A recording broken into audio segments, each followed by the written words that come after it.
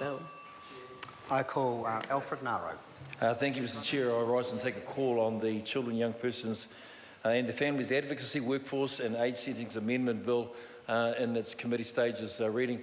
Mr. Chair, we had the report from the Expert Advisory Panel and inside of that report it was quite significant just with some of those findings, and so in response to that, hence the first phase of changes to the SIPS Act is quite important. The previous member in her comments talked about, I suppose in a sense, the legislation as it stands, some of the challenges, and we don't disagree with that. In fact, it's out of the EAP that we think that's important. So the Expert Advisory Panel report was significant because what it did raise up is a number of significant things.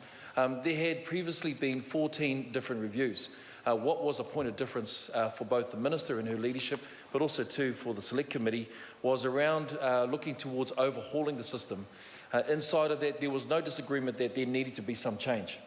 There needed to be change that was significant in a number of different ways, and hence the reason for the first part of those changes through this bill. The first that was significant was in regards to the raising of the age and extending the state responsibility for the care and protection of vulnerable young people until a person's 18th birthday. In fact, I can remember it might have been in 2012 or 2013, I was at an event with, I think it might have been the Dingle Trust when Ms. Ardern was there, and I remember that the young people that got up and actually shared these stories about the fact is that in their transition of state care, the challenges that they face, the trauma at times in regards to having places of lodgings and accommodation, they'd already been through a traumatic experience themselves that led them to that current circumstance, and they pleaded, they encouraged, they challenged the system at that time that it was important that we needed to have that change. So I believe that this was important. We also heard in submissions from the same young people about this. So in hearing that, this change is actually quite significant for those young people. So the extending of state responsibility is quite critically important to that as well. The second part, which I think is important to the changes Mr. Chair, is ensuring that vulnerable young people are able to express their views. We know that inside the Act itself of the Children, Young Persons and Their Families Acts, we talk about the Paramountcy Foundation clause that exists, and that's to ensure that we have the voice of the children, that the concerns of the children are taken into account. But what we haven't always factored into that process is where do you include the voice and the concerns of children? And so part of the EAP was to ensure, and the Minister had commissioned, that there would be a youth advisory panel as well. What was quite interesting in their responses was around the needs and expressed by them wasn't always taken into account.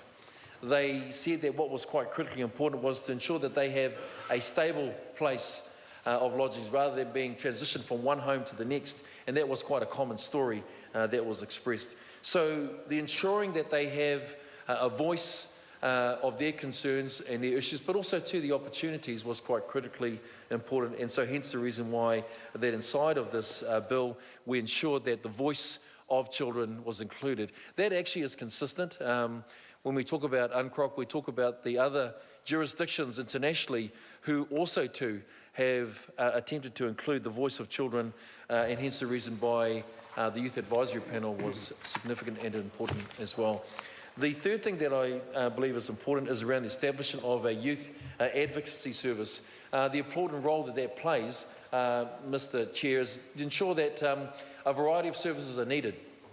There may not always be social work practice, there may not always be those that are therapeutic services such as counsellors, psychotherapists and the like, but there are a range of other youth advisory support services that exist, and so that service is quite critically important, and we believe that component is important as well. We know that the EAP actually ensured that, consisted that the system does not place children at the centre, does not meet the needs of vulnerable young people. It was fragmented, it lacks clear accountability, was not organised in a way that we believe was consistent, and also had the best outcomes of the young people and their whānau at heart. So we believe that these changes have been important. We heard from submissions inside the Select Committee as well. So it's encouraging to see that the majority of the House actually is in support of this, especially in its first phases of changes that's coming back. And so, Mr. Chair, I commend this legislation in the committee stages to the House.